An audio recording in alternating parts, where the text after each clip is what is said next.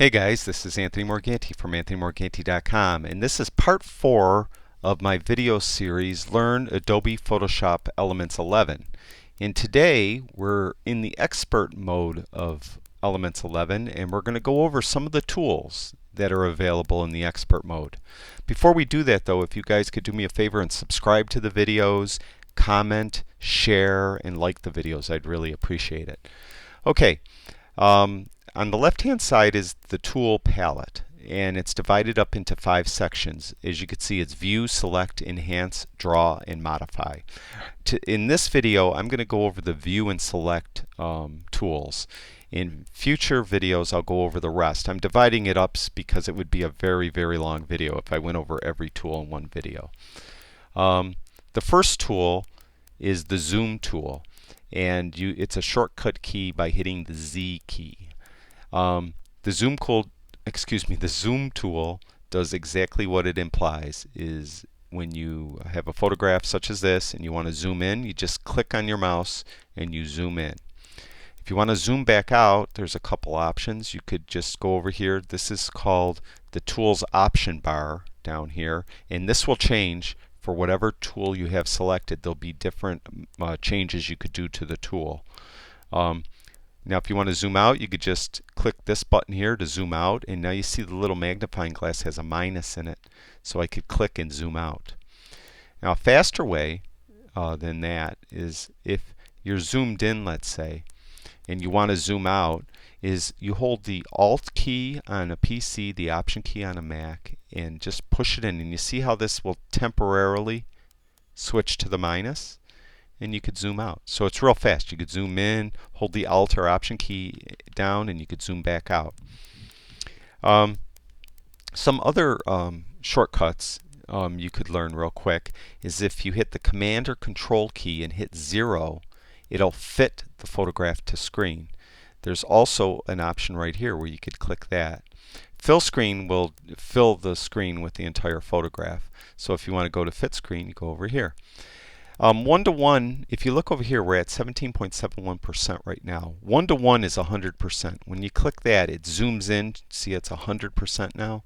A lot of editors and book publishers, they might want to look and make sure there's no grain in the photograph, and they'll zoom into one-to-one. So do stock photo agencies. So if you're sending pictures off to a stock photo agency, when they review the photographs, they always zoom into one-to-one to make sure that there's not halos and ghosting and noise in the image. The other thing you could do, of course, is hit this slider here, and you could just zoom in and out that way. And that's really it. I mean, just zoom in, zoom out. And what most people do, at least I do, and I know most of my people that I know, friends that use Photoshop Elements, is they zoom in by just having this clicked and clicking down on their mouse, and they hold the Alt or Option key to zoom back out, and then they usually hit Command 0 to fill the screen. The other thing you could zoom in, real quick I'll tell you, is Command plus. You could zoom in, Command minus. Might want to take some notes. I know I'm going really fast. Listen to the video a couple times and then write some of this down. Let me zoom in for a minute, and we'll go over to the hand tool. And the hand tool is if you're zoomed in like this and you want to move around, move the palette around. And that's what the hand tool does. And similarly, there's those same command buttons down here. So if you zoom in one-to-one, and then you could move around. So this way, if you're looking for sensor spots, maybe you'd zoom into one-to-one. You'd use this hand key to look in the sky area for sensor spots. You could fit to screen, fill the screen, same thing as before. One thing I'll tell you about the hand tool, what's pretty cool, is let's say you're down here in the clone tool, and you want to move the photograph over to the right. You would have to go up here to the hand tool, then go back to the clone tool, back and forth. Well, a shortcut is if you're in any of these other tools and you want to move the photograph, is hold the space bar in, and see how that turned to the hand tool? That's all you got to do. So if you're in any other photograph, any other tool, just hold the space bar, and then you could move around quickly. And it's a lot faster than clicking back and forth between the hand tool and the tool you're using. So, real quick tip, hold that space bar in and you could move around real quick. Okay, next we're going to go to some of the select tools, and we're going to do the move tool first. And move tool does exactly what it says. You could move things around. Now I'm going to get into layers in a future, well, several future episodes because they're so important. But right now I have 3 layers. I have 2 layers, one with each of a butterfly on it, and I have a background layer that's just a background filled with white. So when you're on the move tool, you could just move something around.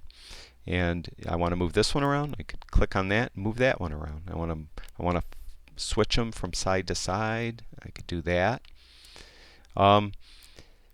Now, auto select layer down here in the tools option bar is checked. That means this one is now selected, but if I want to move this one, all I got to do is click on it and it automatically selects that one. If that was not checked, when I go to, let's say I want to move this as an owl butterfly, let's say I want to move this one. Okay, say you want to move this owl butterfly. When you go to do it, you can't move it because this one is selected. A shortcut, if you prefer not to have this selected for whatever reason, is if you hold the Command or Control key in, then you could move it and it will select it. But most of us, we just leave that selected and don't worry about it. The bounding box this is selected, all these little handles, this is called the bounding box. If you don't like that, you could click this and the bounding box disappeared, and now you could still move them, but the bounding box isn't there anymore.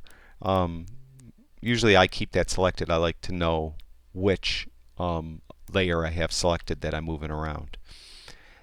This one you probably won't be able to see on the video, show highlight on rollover. When I roll over my cursor over the photograph of this owl butterfly, right now there's a light blue box outlining the entire photograph. Similarly, when I go over here, now there's a light blue box over here. If you don't like that light blue box, turn that off. It's really, that's all there is to it. This next area here is where you could arrange them. You could see now I have the orange banded butterfly on top of the owl butterfly. Now if I want to flip that, now look over here to the layers palette. See, the orange banded one is on top of that one. If I click on bring to front, it flipped them. Now the owl is on top. And that's all these do. They just arrange things different ways. So you could just fiddle around with those if you want. And same thing with this align and distribute. That's all that does. All right, next we're going to do some selections. Now I'm going to really do videos that are more dedicated to selections of what you're doing, but this is just going to be a rough outline of what these tools do. But there will be videos where we're going to do specific selections and how you use them. We're going to start out with this is the rectangular marquee tool. This is actually 2 tools in one. If you go down here in the tools option bar, there's also the elliptical marquee tool. And we'll start out with the rectangular one. And what it is you could make a selection in the shape of either a rectangle or a square. And you just draw it out like that. Now I selected this part of the flower. As you can see, there's these blinking dots. Those are called marching ants. And that means that is selected. Now if I want to get rid of that, I didn't like that selection, one thing you should learn is this keyboard shortcut Command or Control D. D is in dog. You also could do it right here at the select menu, deselect. I'm using a Mac, so that's Command D. If you want to draw a perfect square instead of a rectangle, is you hold the Shift key in and it will force it into drawing a square. Now if I want to move the selection around, just go inside of the selection and click down and I could move it to wherever I want to move it. If I click outside of it, it'll also go away and then I'd have to redraw it. Similarly with the elliptical marquee tool is I could go out and I could draw an oval, any way I want, move it around, deselect it, Command D. If I want to draw a circle, hold the Shift key in, and I could draw a circle. Now, one thing I'll put it over the black here is you have some things where I could add to it.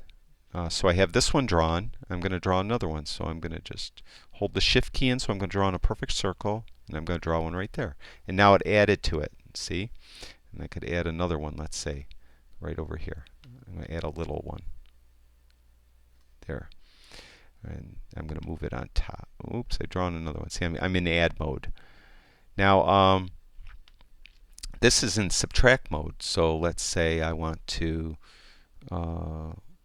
just draw something there. It took it away. See? It took a chunk out of it.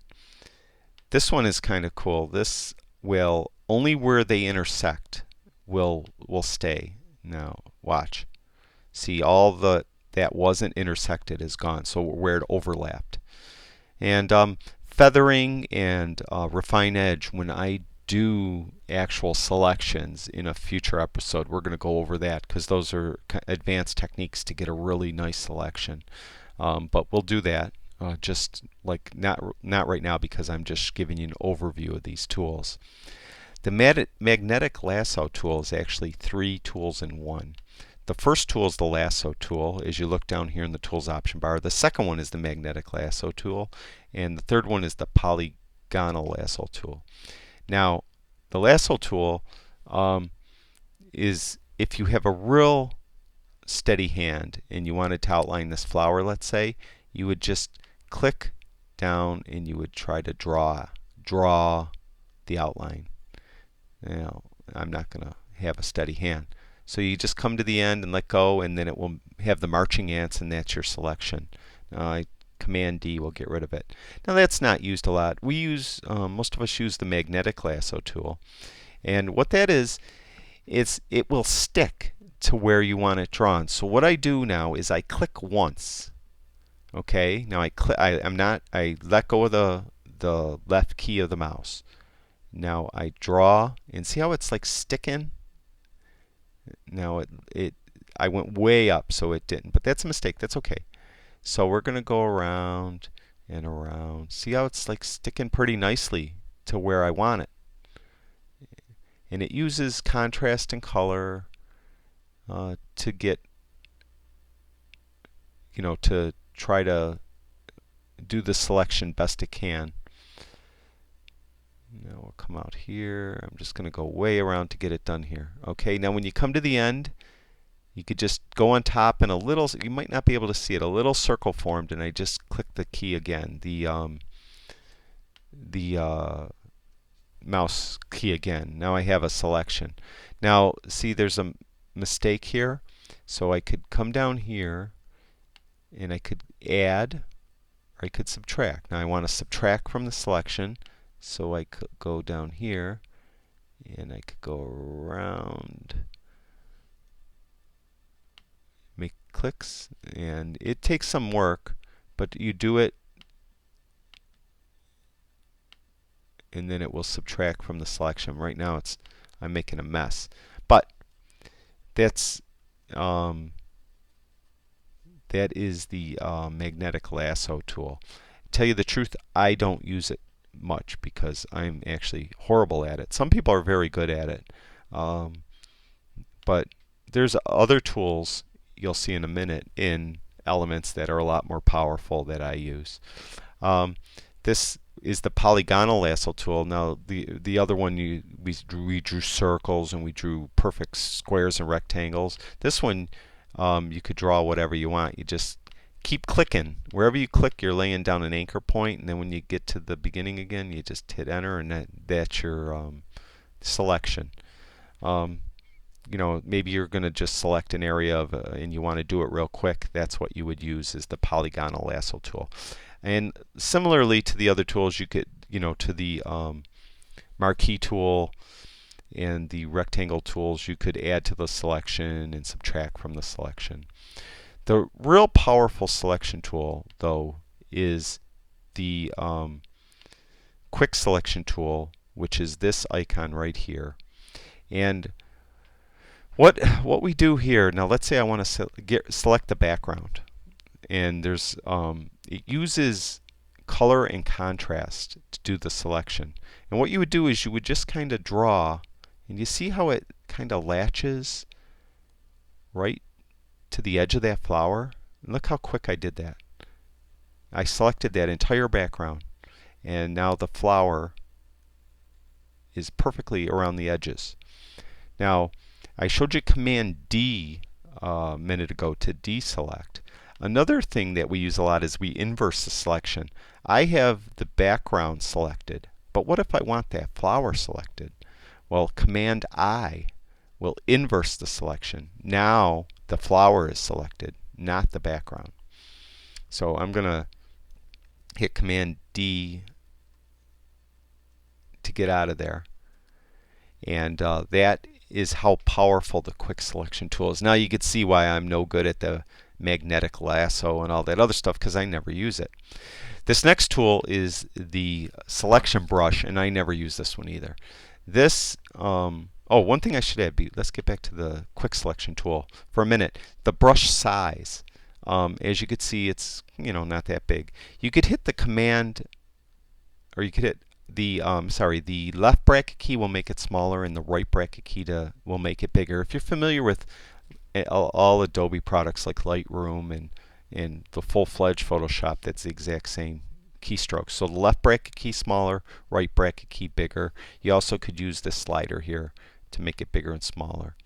And then too, like the other tools, you could add or subtract from the selection.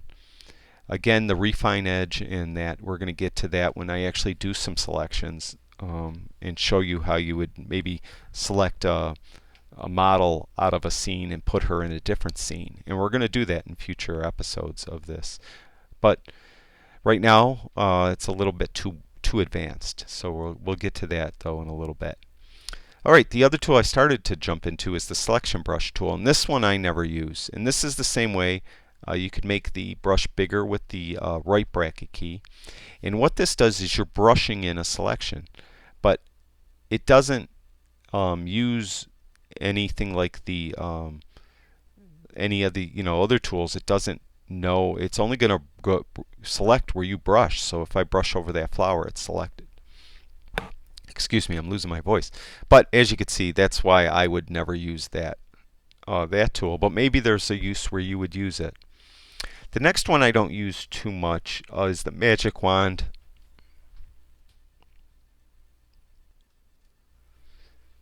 Sorry, I had to get a drink of water. I was losing my voice for a second there. So anyways, I started saying is the magic wand tool I don't use too much. And in this case, though, it will work very well. There's a big tonal difference between this bright yellow flower and the pitch black background. So what you do is you just click on that, and I click once. And look, it did a really awesome job. It just selected the background, maybe made a little bit of mistake down in here, but then you could refine that edge and fix that later. Where it gives you problems though is when you have more variance in color and you click down, it's gonna not select where you want to select, and usually have a lot of problems. That's why the quick selection tool just works a lot better. But in this case, the magic wand tool worked great. One thing you got to note about the magic wand tool is this tolerance. The default tolerance value is 32. As you turn tolerance up, it actually gets less tolerant. So for instance, now I'm up to 11. I'm going to click here, and see how it selected a big chunk of the flower now? It's into the flower. So it didn't do as good of a job at 211. Watch, I'm going to put it up all the way at 255, and you can see it's selected part of the flower now, and it's did a horrible job. Now if I go the other way and I turn tolerance down to, let's say, 6, and I click on that black, see this big space it left around the flower, because the tonal changed just enough where it didn't select that. Now you could add to that I'm in the add mode here, and I could just go in here and click add and see how it brought it in tighter. And I come down here and add down there. So you could, and this is what you'll find when you're using the Magic Wand tool, you'll be doing most of the time. It's real fussy, and you'll be adding a lot and subtracting, and it takes a long time. Now I probably should have had a different image in here to demonstrate, because this is the perfect image for the Magic Wand tool. So if you have something like this, by all means use it, because as you noticed, when it was at the default tolerance of 32 and you clicked, it just about selected it perfectly, and it was really fast. So that's it. That's what I'm going to show you in this episode. We went over the view and select tools, and it was just an overview, as I mentioned several times. When we actually do selections and we're into layers and things, I'm going to get into a lot more detail on how you refine the edge and add and subtract from a selection. In the next video, I'm going to do the enhance and most of the draw tools, and then after that I'm going to finish up and do the rest of the tools. And then after that, we're going to get into layers, and I'm going to show you the power of layers in Photoshop Elements. And I really appreciate everyone watching and putting up with my voice. If you guys could do me the favor again and subscribe, like, comment, and share the videos, I'd really appreciate it. Well, I'm going to go and get something to drink, and you guys have any questions or anything, always email me. I answer all my email. It might take me a day to get to it, though, because I get a lot. It's Tony at AnthonyMorganti.com, and I'll be glad to answer any questions you guys have. Thanks for watching.